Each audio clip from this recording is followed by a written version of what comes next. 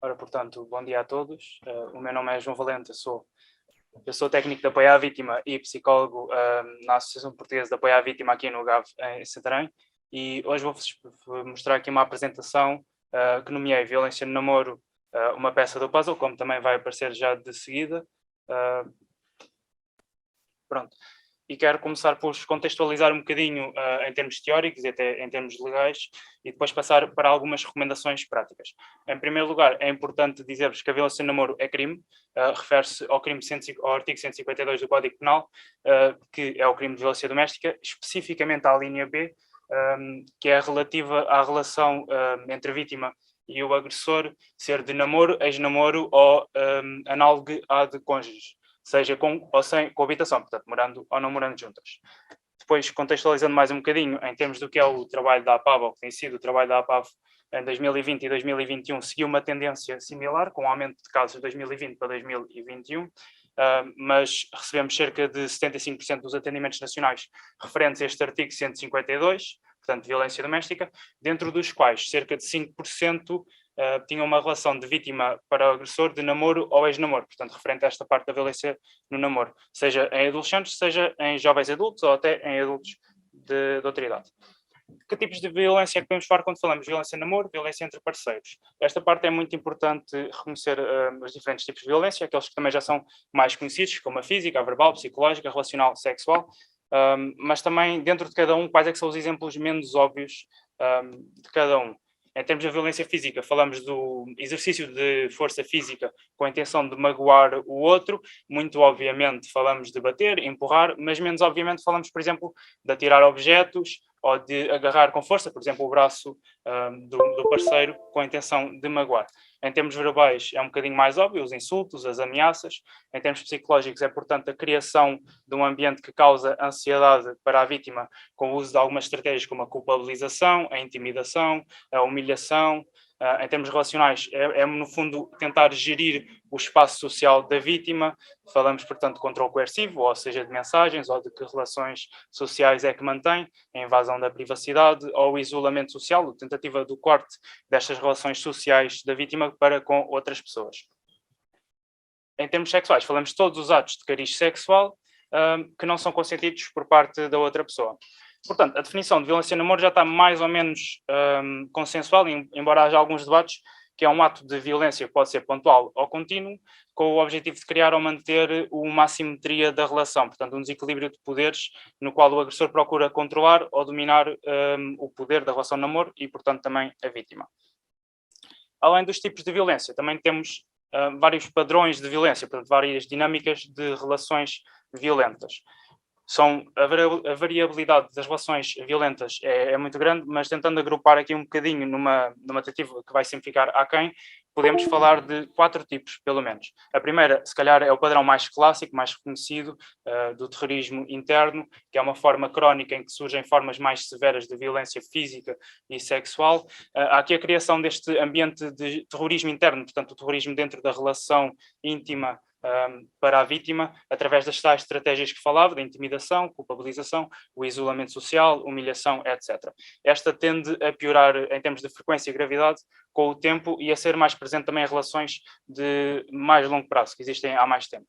Mas podemos falar também de outros padrões de violência. Podemos falar, por exemplo, de violência situacional, que é discussões pontuais que escalam para comportamentos violentos. A frequência tende a ser mais baixa, tende a ser também uma relação um bocadinho menos assimétrica, e, portanto, também a violência tende a ser mais recíproca. São, no fundo, pautadas por formas menos severas também de violência, e este ambiente de terrorismo interno não é central para esta relação.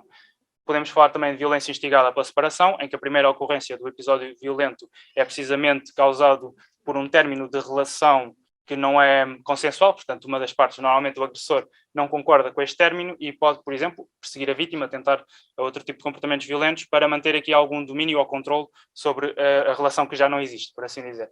E a violência reflexiva é a autodefesa, que vem, no fundo, em resposta à violência da outra parte.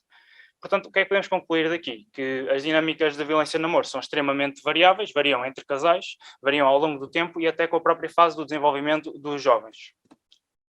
Existe múltiplas origens, não podemos falar de uma única origem, existem também aqui uma multicausalidade, múltiplas causas e influências do que é a violência na relação íntima. O que está sempre em jogo são dinâmicas de domínio e poder, portanto, a tal relação de assimetria dentro da relação do namoro. Dois quadros teóricos que nos têm ajudado muito a perceber a violência no namoro e estas questões mais profundamente é a teoria intergeracional, que no fundo é a ideia de que os padrões de violência passam de geração em geração e que nos leva a refletir muito sobre a história pessoal de violência, que sabemos também de vários estudos que é um fator de risco para ser perpetuador ou vítima de violência no futuro.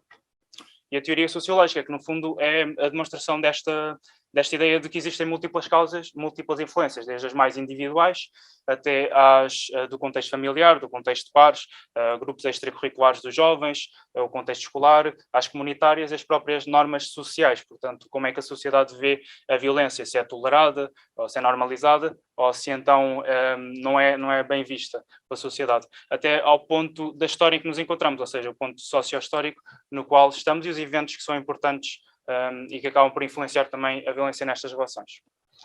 Ok. E esta tem sido também uma mensagem passada pelo o Centro de Prevenção e Doenças estadunidense, a ideia dos padrões passados por entre gerações e da quebra do ciclo. Como é que eles propõem fazer isto? Muito em parte, educando os jovens para a resolução de conflitos com base na comunicação não violenta e eficaz. E pautar as interações e relações deles, seja com quem for, com base no respeito mútuo, novamente na não violência e interações positivas. E esperamos que assim esta passagem entre gerações e gerações possa também ter uma influência contrária de dissipar aqui os padrões de violência ao longo da vida destes jovens e depois posteriormente com aquilo que eles vão ensinar às novas gerações. Uma nota muito breve para a violência no namoro com jovens LGBT, sendo que a investigação ainda está muito na sua infância, portanto tudo o que eu vou dizer aqui carece de bastante validação empírica. Sabemos, por exemplo, que pode ser uma parte da população mais vulnerável relativamente a relações aos jovens heterossexuais e podemos falar, e vou falar aqui concretamente duas hipóteses, sobretudo e mencionar apenas outras, a hipótese da saúde mental, isto é, quando avaliamos os jovens adultos LGBT têm uma saúde mental tendencialmente com piores resultados, e sabemos que piores resultados de saúde mental é também um fator de risco para perpetuar ou ser vítima de uma violência no namoro. Portanto, pode haver aqui uma ligação em que estes jovens podem ter este fator de risco mais presente. A hipótese da dupla marginalização das pessoas bissexuais, ou seja, um fenómeno que tem sido falado, chamado de bi-invisibilidade, em que as pessoas de orientação sexual bissexuais se tendem a ser marginalizados, quer pela comunidade LGBT, ou têm esta experiência, quer pela comunidade heterossexual, porque são vistos como indecisos, confusos, pessoas que, como jogam para as duas equipas, são menos de confiança para manter uma relação e tudo o que seja uma pressão para dicotomizar a orientação sexual, sendo que a bissexualidade é uma orientação sexual própria e única e válida como as outras. E depois também a internalização de estereótipos homofóbicos, a manutenção de relações secretas dos contextos para não ser invalidado ou rejeitado, como por exemplo dos pais, e as próprias fontes de suporte social, seja forças de segurança, pessoas de confiança do contexto escolar ou o próprio contexto familiar, aquilo que são fontes de suporte social habitual para pessoas heterossexuais, serem vistas como fontes de invalidação e rejeição nestas pessoas LGBT. O que é que podemos mais ou menos concluir daqui? É que há uma probabilidade de haver um grupo acrescido e diferente de stressores nestes jovens LGBT, ou jovens em questionamento, relativamente a jovens heterossexuais, que pode pô-los mais a risco, mas sobretudo tem aqui algumas características diferentes quando falamos da parte da violência no namoro. Mas claro que é só uma hipótese e carece de bastante investigação, porque ainda está na sua infância. Outro ponto rápido sobre a violência no namoro e as novas tecnologias, quando falamos em jovens que vão entrar em relações com outras pessoas, relações amorosas, falamos de jovens com falta de experiência, falamos de jovens que ainda não têm a experiência relacional e a que têm deriva do contexto familiar ou das pessoas mais próximas. Falamos também hoje em dia da geração digital, pessoas que nasceram no digital e cujas redes sociais pautam muito aquilo que são os seus relacionamentos com as outras pessoas. E, portanto, falamos aqui também de um novo fenómeno do uso de novas tecnologias para dinâmicas violentas dentro da relação de intimidade. Alguns usos comuns, por exemplo, a monitorização constante que é possível através das redes sociais, o envio de insultos, ameaças, humilhações muito mais abrangentes através destas plataformas, ao espalhar boatos. Por exemplo, a distribuição não consensual de informação, imagens pessoais, falamos do fenómeno de revenge porn, que no fundo é o envio de imagens ou vídeos sensíveis à vítima por não concordar com o término de uma relação, portanto, em termos de vingança para aquilo que foi um término não consensual da relação, ou a própria pressão para atos de sexting dentro da relação. O fenómeno do cyberstalking, portanto, o assédio persistente, seja com ameaças, seja com insultos, seja aqui com a criação de perfis falsos, no fundo, para tentar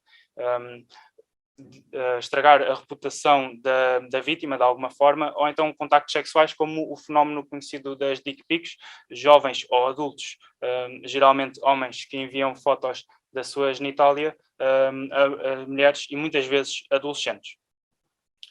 E depois falamos dos dois extremos da violência relacional, que era um controle de comunicações excessivo através das redes sociais, portanto, onde é que a pessoa está, o que é que anda a fazer, com quem é que anda a falar, seja nas redes sociais, seja fora delas, ou então o próprio impedimento do uso das redes sociais como uma forma de isolamento social.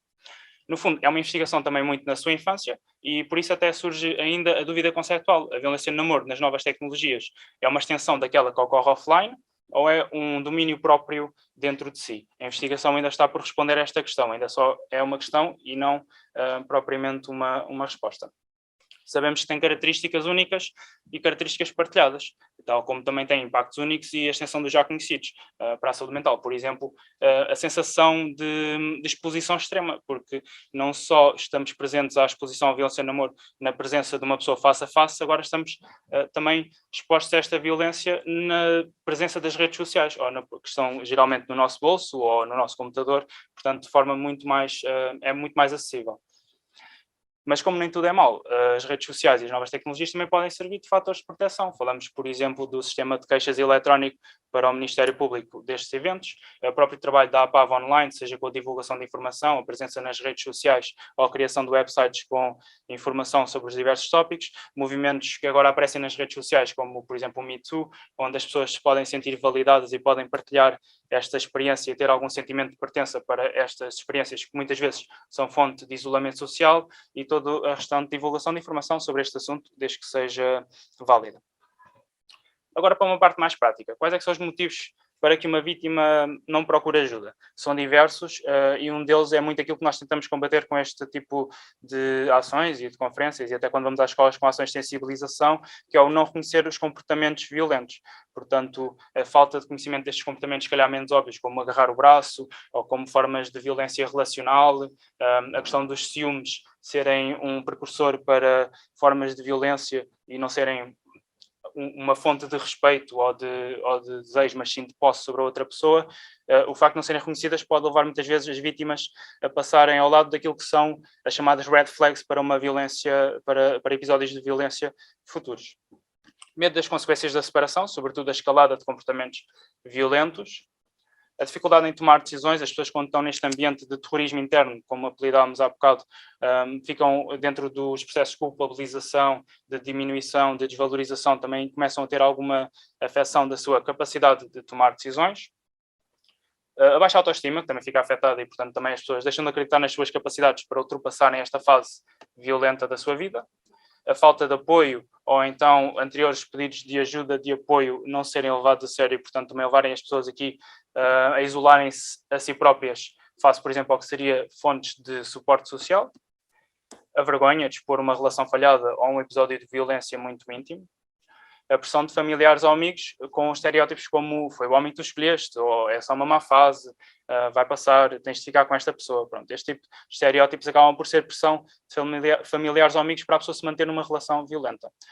E a esperança na mudança do comportamento, quer que a própria vítima consiga mudar o comportamento à outra pessoa, quer que as fases menos boas, ou as fases violentas, as fases boas, aliás, suplantem eventualmente as fases menos boas ou as fases violentas. Sabemos que isto não tende a acontecer, sendo a violência até descrita por um ciclo. Sinais de alerta. O que é que podemos identificar numa possível vítima? Em termos de sinais físicos, psicológicos ou sociais, são bastante genéricos. Os sinais físicos, se calhar, têm, às vezes, uma pista um bocadinho melhor, por exemplo, hematomas ou lesões suspeitas que aparecem nos braços, como arranhões, nódoas negras, etc. Fraturas, cansaço, dores de cabeça constantes são sinais muito genéricos.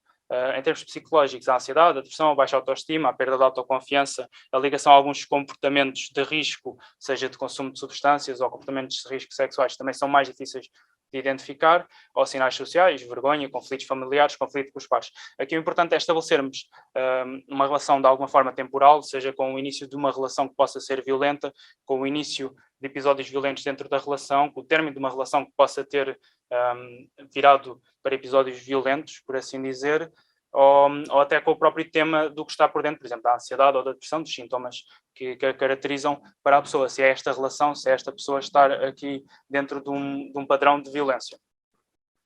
Portanto, recomendações para ajudarmos uma vítima. Se estivermos perante uma vítima, o que é que devemos fazer? Muito sucintamente, devemos certificar-nos que essa pessoa sabe que nós queremos a sua segurança, que é muito importante para nós a sua segurança. Certificarmos que dizemos e que a pessoa percebe que não tem culpa, o único culpado do episódio violento é o agressor. Escutar, praticar a escuta ativa, portanto, apoiar, ser paciente perante a expressão emocional e facilitar até essa expressão emocional da vítima. Acreditar no que ela conta, não acreditar no que a vítima nos conta, é um dos principais pontos para essa pessoa deixar de pedir ajuda e num próximo episódio também não procurar ajuda, portanto, devido a um anterior pedido de ajuda falhado. Reconhecer e valorizar as competências e sentimentos desta pessoa para passar este padrão, incentivar a contar a pessoas de confiança, seja do contexto escolar, seja pais, familiares ou outras pessoas de confiança que existam, informar acerca dos recursos disponíveis, por exemplo, a parte da APAV, incentivar a procura de ajuda, que é sempre um passo de coragem e nunca um passo de fraqueza, como muitas vezes também é visto, e, se possível, ajudar a traçar um plano de segurança. Portanto, quais é que são os locais seguros, por exemplo, do contexto escolar, a quem é que podemos recorrer numa emergência, números de segurança, quais é que são os comportamentos que podemos adotar se tivermos a perceber que vai acontecer um episódio violento, etc. Se eu vos puder deixar com 4 mensagens desta apresentação breve da violência no namoro na adolescência, que sejam estas. É que não há um perfil típico da violência no namoro, qualquer pessoa pode ser vítima, inclusive o padrão de prevalência de vítimas do sexo feminino na violência doméstica de adultos tende a dissipar-se quando falamos em jovens. 2, que educar e aprender para relacionamentos saudáveis, portanto, educar os outros e aprendermos nós próprios sobre relacionamentos saudáveis com pilares na confiança, negociação de conflitos e respeito sobre as duas partes, o outro e nós próprios, é prevenir violência no namoro. Portanto, cabe-nos a nós quebrar este ciclo de padrões violentos ensinados entre gerações e sermos influências positivas, sendo modelos positivos para as pessoas do nosso contexto, para as crianças e jovens do nosso contexto mais próximo, ou então sendo uma possível rede de suporte para pessoas que queiram pedir ajuda, como técnicos, ou como pessoas de confiança, ou até influências do próprio contexto comunitário.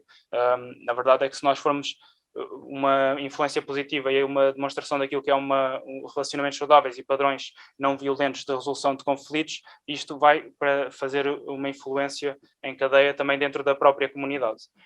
E, por último, que a violência no namoro é mais que um crime, é um fenómeno complexo e, mais que ser punido, deve ser também prevenido. E, portanto, muito nesta ideia de quebrar o ciclo, deixo-vos com esta frase de um estoico de relevância, o Marcos Aurelius, que dizia que a melhor vingança é ser diferente daquele que causou a lesão. Obrigado. Temos ainda perguntas ali no Zoom, mas eu tenho uma pergunta. Não tem tanta dificuldade, mas tem a ver com uma coisa que vocês vão ouvir. Eu tenho conhecimento de um caso de uma menina, 15, 16 anos, sendo que ela tem alguns problemas de desenvolvimento, ou seja, ela em termos cognitivos estará ali nos 13, 12, 13. E ela é muito suscetível de cair, eu acho que é dick pic.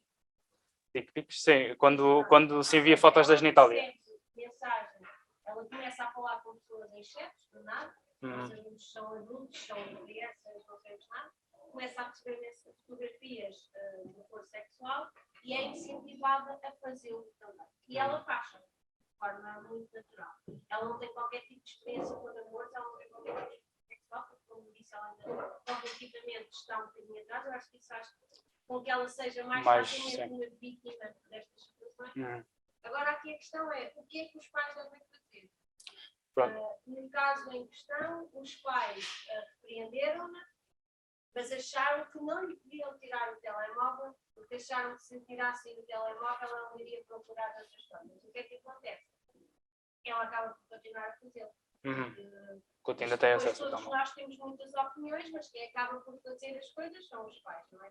O que é certo é que a advertência não está a ser suficiente. Portanto, que ela muitas vezes estamos todos juntos e ela desaparece durante meia hora, durante uma hora. É óbvio que toda a gente, se pensar um bocadinho, saberá o que é que ela está a fazer no quarto, sozinha com o telemóvel, não é? Agora, o que é que se deve fazer para ajudar a criança? E, acima de tudo, o que é que se deve fazer para que aqueles pais, em vez de sentirem vergonha do que está a acontecer, consigam ter uma postura ativa? Eles acabam por, nós que estamos de fora, temos mais facilidade em chamar a atenção aos pais, mas eles acabam por sentir que aquilo é quase uma afronta à parentalidade deles, ou que as nossas opiniões são estarmos a invadir. O que é certo é que as coisas continuam a acontecer e ela partilha inclusive a morada e a escola onde está. Por isso a probabilidade da coisa evoluir para algo muito mais agressivo é grande. Aumenta, sim. Pronto, aqui também não conhecendo o caso em concreto, o que diria é sempre tentar uma via negocial entre os pais e a criança. A advertência também depende aqui muito do que é a advertência, do que é a relação entre estes pais e a criança. Claro que conhecer o caso especificamente ajuda-nos também aqui a ter a noção daquilo que são as estratégias que os pais têm para lidar com esta situação. Mas tendo em conta que tem 16 anos e pronto, há aqui esta questão de se calhar ter alguma questão cognitiva, pode passar por exemplo, um bocadinho mais de controle por parte dos pais, sem nunca antes, claro, informar esta jovem daquilo que são as possíveis consequências e porque é que aquilo é uma questão que a mete em risco, que é um comportamento de risco para ela. E para os pais? Para os pais. Ou o que é que quem está de fora pode fazer para estes pais perceberem que ninguém os está a julgar, que ninguém os está a culpar. Realmente há preocupação com uma situação que tem tendência a piorar e não a ficar resolvida. Pois, sim, aqui a questão lá está, não conhecendo o caso em concreto, eu indicava sempre aqui estas, no fundo, facilitar aqui aquilo que é a escuta da experiência dos pais também, não é? Uma escuta ativa, portanto, mais do que sugerir, primeiro também aqui ouvir um bocadinho a história completa do que é que tem sido a experiência deles para com estas situações, mas depois, sendo uma situação aqui com alguns contornos específicos e por me contar aqui com alguma gravidade, também indicava que se os pais estiverem disponíveis, que pudessem procurar o apoio junto de alguma estrutura de apoio à vítima, como por exemplo da APAV. Mas em termos gerais diria que é importante ouvir estes pais e fazer com que eles se sintam ouvidos para também tornar este ambiente um ambiente não de sugestivo, mas de abertura à comunicação, portanto a comunicação aberta com eles. E isto requer sempre uma pessoa de confiança e portanto também... Exato. E muitas vezes também é um problema que nós encontramos nos pedidos de apoio em geral, é que nós não conseguimos fazer a vítima mudar de rumo ou uma pessoa mudar a sua própria vida, por assim dizer, se ela não quiser. Ela é que tem de ser a principal responsável e precursora desse caminho. E, portanto, se ela não quiser fazer um pedido de ajuda, ou se mesmo que outra pessoa queira que ela o faça, não vai ser tão simples como uma pessoa que está motivada a fazer esse caminho, a tomar esse pedido de ajuda e a colaborar connosco e no sentido de, ao terminar uma relação de namoro, ou neste caso um casamento, por exemplo, violento, ou fazer a queixa e percorrer esse processo judicial até ao fim, por exemplo. Espero ter respondido à questão, não sei se ficou... Mais alguém tem alguma questão? Ok, obrigado. Muito obrigado. Obrigado.